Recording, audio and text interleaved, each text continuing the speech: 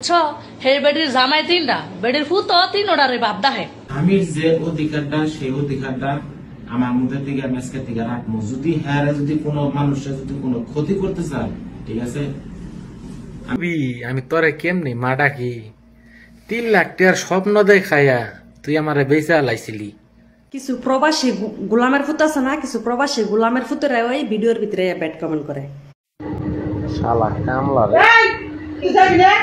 কামলা দেখছি এরকম কামলা দেখি না। ও 12 বাতারি এটা দেখ আব্বু আব্বু কইরা বয়স 10 কে আমি কি তোর বাপ লাগি? হ্যাঁ তোর। আসসালামু আলাইকুম। আজকে আপনাদেরকে দুইটা কালনাগিনী এবং একটা কাল সাপ এদের সাথে আপনাদেরকে পরিচয় করিয়ে দেব। সাথে আছি বরাবরের মতো আব্দুল আজিম, সৌদি আরব রিয়াদ থেকে। এই বিদেশের মাটিতে মানুষ কষ্ট করে, পরিশ্রম করে, তাদের মেধাশক্তি কাজে লাগিয়ে তারা ইনকাম করে। আর কিছু জালিম সন্তান আর কিছু জালিম মেয়ে এই সৌদি আরব আসে এই সৌদি আরবটাকে নষ্ট করার জন্য। তার মধ্যে উল্লেখযোগ্য যাকে আপনারা নানি হিসাবে চিনেন, এই নানি আসলে আপনারা কেন ডাকতেছেন আর আপনাদের চরিত্রটা এত খারাপ কেন যে এই সমস্ত মেয়েদেরকে আপনাদের সাপোর্ট করতে হবে এবং এই সমস্ত মেয়েদের ভিডিও দেখে আপনারা লাইক করতে হবে, কমেন্ট করতে হবে, বেগুন দিতে হবে কেন? কারণটা কি? দুনিয়াতে কি আর কোনো ভালো কন্টেন্ট নাই? দুনিয়াতে কি আর কোনো ভালো কিছু আপনারা চোখে দেখেন না? ব্যাপারটা কি ভাই বুঝে উঠতে পারতেছি না। আসুন, সৌদি আরবে দীর্ঘ 3 থেকে 4 বছর এরা 2 বোন, এক বোন হসপিটালে চাকরি করে। সে কয়টা বিয়ে করছে আমি আপনাদেরকে ধারণা দিতে পারবো না। বিয়েগুলা কিভাবে করে জানেন? বিয়েগুলা করে কন্ট্রাক্টে। এদের বাড়ি গাজীপুরে। বিয়েগুলা করে তারা কন্ট্রাক্টে বিয়ে করে ছেলেদেরকে আত্মসাৎ করি ছেলেদের কাছ থেকে ব্যাংক ব্যালেন্স যখন যা পা তা নিয়ে তারা পালিয়ে যায় অথবা একটা গন্ডগোল করে তাকে ছাড়িয়ে দেয়। এটা হচ্ছে তার বড় বোনের অভ্যাস। আর নানি নামে যেই খানকিকে আপনারা চিনেন, এই খানকি কয়দিন পরে পরে কি করে জানেন? এই যে 12 ভাতারি একটা বেড়া আছে না, এই খানকি মাগির পোলা কয়টা বিয়ে করছে আমি জানি না। এই মাদারচোদ একটা হাউস ড্রাইভার, এই মাদারচোদ হাউস ড্রাইভিং করে আর সৌদি আরবের মধ্যে এই নানির লগে পুষ্টি করে। মাঝখান দিয়ে একবার এই মাদারচোদে সৌদি আরব থেকে দেশে গেছে নানির মাল সাবানা নিয়ে। এরপরে এই শালার বেড়ারে এয়ারপোর্ট থেকে তার আগের বউ ধরে লইয়া গেছে।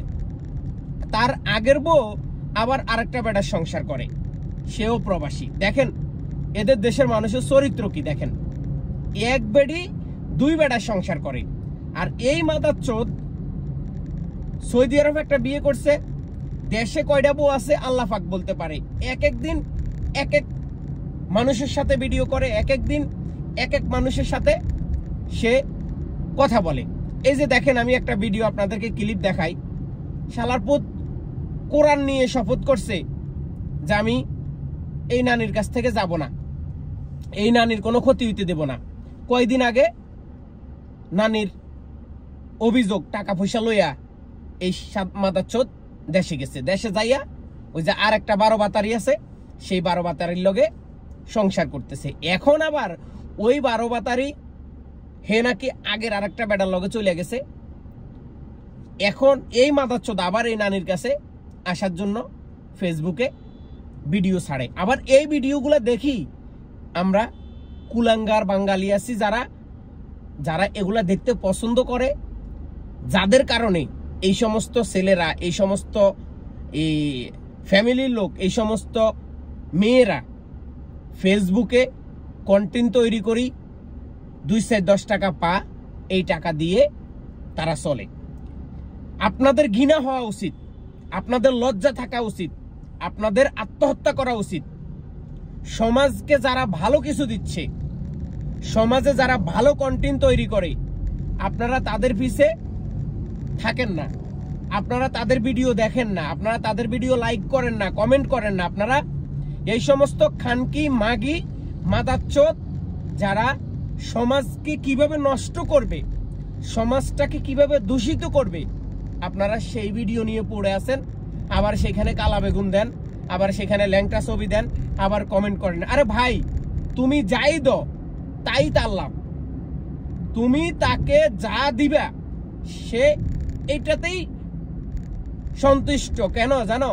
কারণ তুমি ভিডিওটা দেখছো, দেখার কারণে তো তাকে একটা বেগুন দিছো, বা তার একটা কমেন্ট করছো, তার একটা গালি দিছো, এই গালিটাও তার লাভ।